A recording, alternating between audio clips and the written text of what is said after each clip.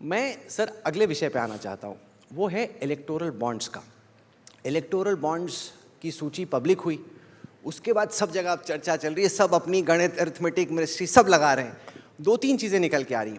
पहली बात तो ये कि जो टॉप 30 डोनर हैं उनमें से कम आधे पे कुछ ना कुछ किस्म का सीबीआई या ईडीआई का कोई केस चल रहा है। तो राहुल गांधी पीसी कर रहे हैं, विपक्ष के नेता बोल रहे हैं, वो कह रहे हैं कि ये उगाही का मैकेनिज्म हो गया कि एक तरफ से एजेंसी भेजते हैं, दूसरी तरफ से बोलते हैं इलेक्टोरल बॉन्ड ले लो, तो फिर हम नहीं करेंगे। ये जो पूरा पॉलिटिकल विवाद बन रहा है इलेक्टोरल बॉन्ड्स को लेके, उस पर गृह मंत्री जी आपका क्या कहना है? इलेक्टोरल बॉन्ड भारतीय राजनीति में से काले धन का वर्चस्व समाप्त करने के लिए लाया गया था। सुप्रीम कोर्ट जो फैसला देती है वो सबको मानना होता है, मैं इस पर कोई टिप्पणी करना नहीं चाहता। अभी भी सुप्रीम कोर्ट में सोमवार को सुनवाई होनी है।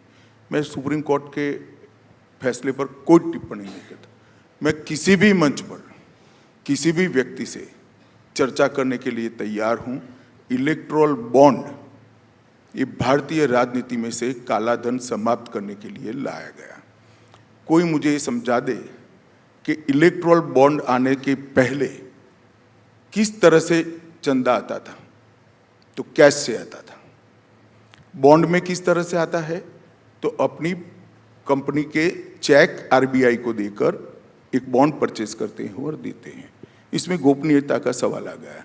जो कैश में चंदा आता था इसका क्या हुआ, किसका नाम जाहिर हुआ है, मुझे बताइए। तो आज तक किसी का हुआ है क्या? किसी का नहीं हुआ। परंतु मैं राजनीतिक चीजों को ज्यादा डिटेल में जवाब देना चाहता हूं। एक परसेप्शन चलाया जा रहा है कि इलेक्टोरल बॉन्ड से भारतीय जनता पार्टी को बड़ा फायदा हुआ है क्योंकि भारतीय जनता पार्टी पावर में ब्ला ब्ला ब्ला। और अभी राहुल गांधी ने तो स्टेटमेंट कर दिया कि दुनिया की सबसे बड़ी उगाही का अगर कोई जरिया है तो इलेक्टोरल बॉन्ड है। मालूम नहीं इनको कौन ये सब लिख कर देता है। मैं पोजीशन आज देश की जनता के सामने स्पष्ट कर देना चाहता हूं। भारतीय जनता पार्टी को अप्रोक्सीमेटली 6,000 करोड़ के बॉन्ड मिले हैं। टोटल बॉन्ड 20,000 करोड़ के हैं। तो 14,000 करोड़ के बॉन्ड कहां गए? मैं बताता हूं। टीएमसी को 1,600 करोड़ के मिले, कांग्रेस को 1,400 करोड़ के मिले, बीआरएस को 1,200 करोड़ के मिले, बीजेडी को 775 करोड़ के मिले और डीएमके को 639 करोड़ के मिले। अब अगर 13 राज्यों में और 303 सांसद, 11 करोड़ मेंबरशिप वाली पार्टी और देश के सभी यूनिट में पार्टी का योग मिला ले, इन लोगों का इतना करे। मानो कांग्रेस में अभी 35 सांसद है, उनके 300 हो तो क्या हो?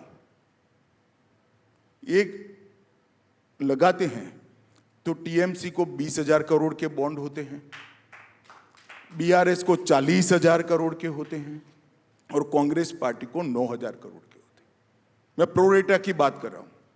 देश में हमारे 303 सांसद है, हमें 6,000 करोड़ के बॉन्ड मिले हैं और 242 सांसद जिन पार्टियों का है, इसको 14,000 करोड़ के बॉन्ड निकले। क्या शोर शराबा कर रहे हो भाई?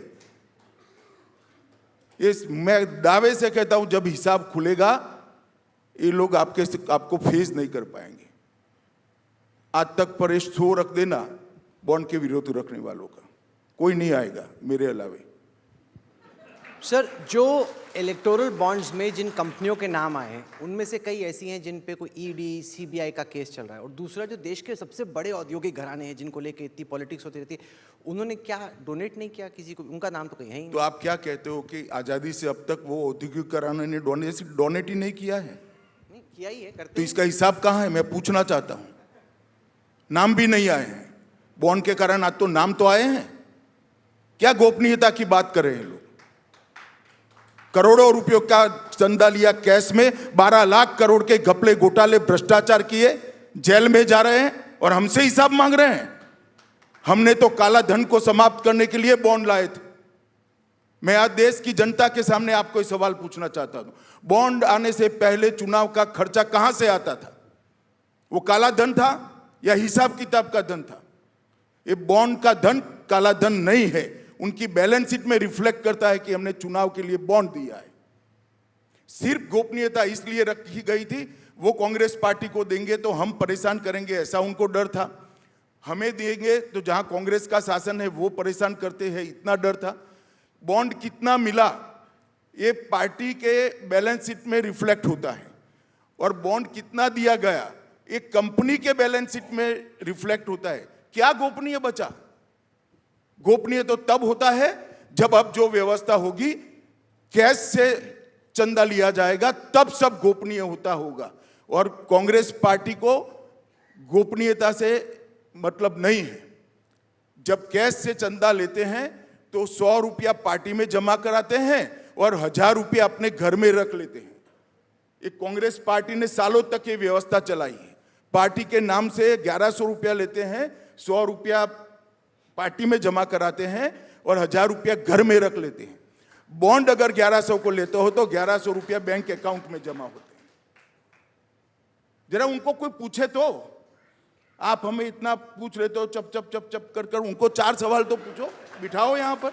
आई नहीं, इनवाइट किया था, आई नहीं कोई, बोला था क्या करें। नहीं, बट उसमें ना सर वो इंफॉर्मेशन एसिमेट्री है। इंफॉर्मेशन एसिमेट्री यानी कि चूंकि ये सरकारी बैंक है तो आरोप ये है कि अगर जैसे कोई सीनियर मंत्री पूछे, भाई बताओ एसबीआई के चेयरमैन किसको क्या मिला, तो उसकी हिम्मत होगी को ना बताए कि सरकार में जो बैठा है वो तो पता करा लेगा कि विपक्ष को किसने दिया। जिसकी जैसी मति है ऐसी उनकी दृष्टि होगी। हमने कभी भी एसबीआई को नहीं पूछा है। कभी नहीं पूछा, कभी नहीं पूछा किसको कितना मिला, क्योंकि पूछने की जरूरत ही नहीं है। कांग्रेस पार्टी की बैलेंस शीट में रिफ्लेक्ट होता है कि इनका इतना बॉन्ड मिला है। मेरी पार्टी के बैलेंस शीट में भी रिफ्लेक्ट होता है इतना बॉन्ड मिला है। कोई पूछने की जरूरत नहीं है, सार्वजनिक होता है। इलेक्शन कमीशन ऑफ इंडिया हमारी बैलेंस शीट पब्लिक को देखने के लिए सार्वजनिक करती है, मालूम ही होता है सबको। तब सोल्यूशन क्या है? क्योंकि सुप्रीम कोर्ट ने तो अपना ऑर्डर दिया, वो चैलेंज होगा। अगर ये इलेक्शन सर पे है, इसमें थोड़ी ट्रांसपेरेंसी आए, पारदर्शिता आए, गृह मंत्री जी कैसे हो सकता है, क्या होगा? अब वो तो कहीं कोई मिल जाएंगे जज ऑफ द रिकॉर्ड, तो मैं पूछूंगा कि सॉल्यूशन क्या है, इनके मन में कोई हो तो बताए जरा मुझे तो अभी नहीं दिख रहा है। फिर से काले धन की वापसी आने का मुझे डर है कम से कम। आप अभी भी ये मानते हैं कि इलेक्टोरल बॉन्ड सोल्यूशन था, परफेक्ट सोल्यूशन नहीं लेकिन एक कम से कम सोल्यूशन था, शुरुआत थी सॉल्यूशन की ओर। इसको स्क्रैप करने की जगह सुधारना चाहिए, ऐसा मेरा व्यक्तिगत मत है, जो कोई मायने नहीं रखता। देश की हाईएस्ट कोर्ट ने जो फैसला दिया है इसका मैं सम्मान करता हूं।